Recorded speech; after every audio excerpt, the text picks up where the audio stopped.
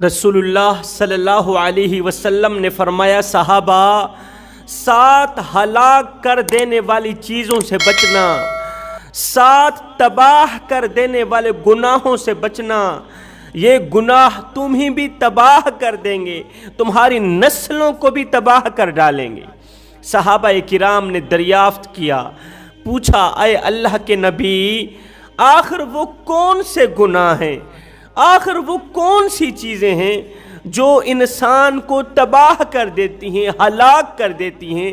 اللہ کے رسول نے فرمایا، ان 7 گناہوں میں سے ایک بہت بڑا گناہ جسے گناہ کبیرہ کہا جاتا ہے، جسے گناہ عظیم کہا جاتا ہے، وہ گناہ ہے کسی مسلمان بھائی پر ظلم و جبر کے پہاڑ توڑ کر، ظلم و بربریت کے پہاڑ توڑ کر اسے ناحق قتل کر دینا۔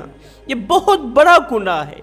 نماز کا نہ پڑھنا یہ بھی بہت بڑا گناہ ہے۔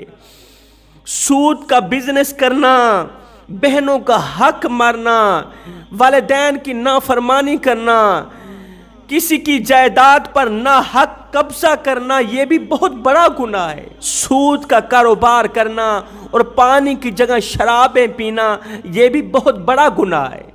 شراب کا نام آیا، مجھے ایک سبق آموز مختصر سا واقعہ یاد آ گیا۔ اس واقعے نے لاکھوں نوجوانوں کی زندگی بدل ڈالی۔ ایک سود خور تھا، بہنوں کا حق مارنے والا، بیٹیوں کا حق کھانے والا، بہنوں کا حق ضبط کرنے والا، لوگوں کی زمینوں پر ناجائز قبضے کرنے والا سود خور۔ وہ سود خور بھی تھا اور شرابی بھی تھا۔ ایک دن شراب کے نشے میں دھت سیڑھی سے نیچے اتر رہا تھا۔ چلتے چلتے اس کا پاؤں سلپ ہوا، منہ کے بل سیڑھی پر گرا، گھسیٹتے گھسیٹتے زمین پر اس کا دم نکل گیا۔ گھسیٹتے گھسیٹتے زمین پر جاتے ہی اس کی روح نکل گئی۔ شرابی مر گیا۔ بیٹا 4 دن تو بڑے سوگ میں لگا رہا، 4 دن تو آنکھوں سے خون کے آنسو بہاتا رہا۔ 5ویں رات بیٹے نے خواب کی دنیا میں اپنے مرے ہوئے شرابی باپ کو دیکھا، سود خور باپ کو دیکھا۔ پوچھا، بابا تیرا کیا حال ہے؟ بابا اللہ نے تیرے ساتھ کیسا سلوک کیا؟ ابا تیرا کیا حال ہے؟ باپ نے رو کر کہا، نہ پوچھ بیٹے، شراب کے نشے میں دھت سیڑھی سے نیچے اتر رہا تھا، چلتے چلتے پاؤں سلپ ہوا، گھسیٹتے گھسیٹتے بجائے زمین پہ گرنے کے سیدھا جہنم کی آگ میں جا گرا۔ بجائے زمین پہ گرنے کے سیدھا جہنم کی آگ میں جا گرا۔ شراب پینا بہت بڑا گناہ ہے، سود کھانا بہت بڑا گناہ ہے، نماز کا نہ پڑھنا بہت بڑا گناہ ہے۔ سنو، ان تمام گناہوں میں سے جو بہت بڑا گناہ ہے، جسے گناہ عظیم کہا گیا ہے، وہ ہے کسی مسلمان بھائی پر ظلم و جبر کے پہاڑ توڑ کر اسے ناحق قتل کر دینا۔ جوانوں یاد رہے، اگر تمہاری آنکھوں کے سامنے کسی مسلمان بھائی پر ظلم ہو رہا ہے، جبر ہو رہا ہے، تم دیکھنے کے باوجود بھی اگر خاموش بیٹھے ہو تو یہ اس بات کی علامت ہے کہ تم ظالم کا ساتھ دے رہے ہو، تم ظالم کا ساتھ دینا چاہتے ہو۔ آج فلسطین کے مسلمانوں پر ظلم و جبر و بربریت کے پہاڑ توڑے جا رہے ہیں، اور آج میری قوم کا نوجوان اپنے گھر میں بیٹھ کے سوشل میڈیا کے ذریعے تماشا دیکھ رہا ہے۔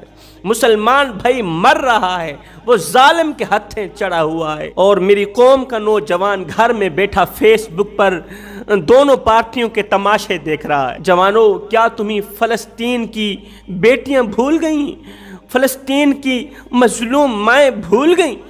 فلسطین کی وہ مظلوم مائیں بھول گئیں جو مائیں مسجد اقصی کے سامنے چیخو پکار کر کے فریاد کر رہی تھی، لوگو سیدنا علی المرتضیٰ شیر خدا کو جا کے خبر دو کہ ہماری بچیاں قید میں ہیں، جو رو رو کے فریادیں کر رہی تھی، کہہ رہی تھی، لوگو جاؤ حسین کے باب علی کو کہہ دو ہماری بچیاں قید میں ہیں، ہماری بچیوں پر ظلم و ستم کے پہاڑ توڑے جا رہے ہیں، ہماری بچیوں پر شراب انڈھیلی جا رہی ہے، ہماری بچیوں کی عزتیں نیلام ہو رہی ہیں۔ جوانوں، کیا تمہیں وہ بیٹیاں بھول گئیں جن کے سینے چاک کیے گئے، جن کے حمل ضائع کر دیے گئے، جن پر ظلم و ستم کے پہاڑ توڑے گئے، جن کے بچوں کو پیاسا مارا گیا، گلے گھونٹ گھونٹ کے جن کے بچوں کو مارا گیا، ترسا ترسا کے جن کے بچوں کو خاک میں ملایا گیا۔ بڑے ہی افسوس سے کہنا پڑ رہا ہے کہ آج اہل اسلام کی خاموشی اور ضمیر فروشی نے فلسطین کی مقدس سرزمین کو راکھ میں تبدیل کر دیا، مقدس سرزمین کو تباہ کر ڈالا۔ تمہاری خاموشی نے، تمہاری ضمیر فروشی نے آج مسجد اقصی ہماری زندگیوں کو رو رہی، ہماری جوانی کو رو رہی۔ ہم جیسے کمزور ایمان والوں کی کمزوری کی وجہ سے مسجد اقصی کو آزادی کی بہاریں نصیب نہیں ہوئی۔ تمہیں یاد ہے جب حضرت ابراہیم علیہ السلام کو آگ میں ڈالا گیا تو ایک پرندہ چون میں پانی لے کر آگ بجھانے کی کوشش میں لگ گیا۔ جب حضرت ابراہیم علیہ السلام کو آگ میں ڈالا جا رہا تھا نا، تو ایک پرندے نے اپنی چونچ میں پانی کا ایک قطرہ ڈالا تو آگ بجھانے کی کوشش میں لگ گیا۔ کسی نے پوچھا تمہارے اس ایک قطرے سے کیا آگ بجھ جائے گی؟ تو اس نے جواب دیتے ہوئے کہا آگ تو نہیں بجھے گی، لیکن قیامت کے دن آگ بجھانے والوں کے نام میں میرا نام شامل تو ہو جائے گا۔ قیامت کے دن آگ بجھانے والوں میں میرا نام تو شامل ہو جائے گا۔ ہم ایک لمحے کے لیے اپنے اندر اتریں، ہم ایک لمحے کے لیے اپنے باطن پہ اتریں اور سوچیں کہ ہم آگ بجھانے والوں کی صف میں کھڑے ہیں یا آگ لگانے والوں کی صف میں کھڑے ہیں۔ اگر ہم گھر میں یہ سب کچھ دیکھنے کے باوجود بھی خاموش بیٹھے ہیں تو اس کا مطلب ہے کہ ہم آگ لگانے والوں کی صف میں کھڑے ہیں۔ جس دور پہ نازاں تھی دنیا، ہم اب وہ زمانہ بھول گئے، اوروں کی کہانی یاد رہی، خود ہوش میں آنا بھول گئے۔ منہ دیکھ لیا آئینے میں پر داغ نہ دیکھے سینے میں، دل ایسا لگایا جینے میں کہ مرنے کو مسلمان بھول گئے۔ تکبیر تو اب بھی ہوتی ہے، آذان تو اب بھی ہوتی ہے مسجد کی فضا میں، اے انور جس ضرب سے دل ہل جاتے تھے وہ ضرب لگانا بھول گئے۔ خدا را میرے بھائیو، مظلوم بن کر مرنا، ظالم بن کر نہ مرنا، مظلوم بن کر مرنا، ظالم بن کر نہ مرنا۔ اگر ظالم بن کر مرو گے تو قیامت کے دن حجاج بن یوسف کے ساتھ اٹھائے جاؤ گے، قیامت کے دن یہودیوں کے ساتھ اٹھائے جاؤ گے، قیامت کے دن فرعون کی صف میں سے کھڑے کیے جاؤ گے، نمرود کی صف میں سے کھڑے کیے جاؤ گے، اور اگر مظلوم بن کر مرو گے تو قیامت کے دن مولا حسین کے ساتھ اٹھائے جاؤ گے، قیامت کے دن شہداء کے ساتھ اٹھائے جاؤ گے۔ فرمایا زندگی میں کبھی بھول کر کے بھی کسی پر ظلم نہ کرنا، کسی پر ظلم کرنا، ظلم و جبر و بربریت کے پہاڑ توڑنا یہ بہت بڑا گناہ ہے۔ یہ تمہیں بھی تباہ و برباد کر ڈالے گا، تمہاری نسلوں کو بھی تباہ و برباد کر ڈالے گا، ہلاک کر دے گا۔ میں دعا کرتا ہوں مالک ہمیں صراط مستقیم پر چلنے کی توفیق عطا فرما، مظلوموں کا ساتھ دینے کی توفیق عطا فرما، اہل اسلام کی مدد فرما، اہل اسلام کی خیر فرما، آمین ثم آمین، وما علینا الا البلاغ المبین۔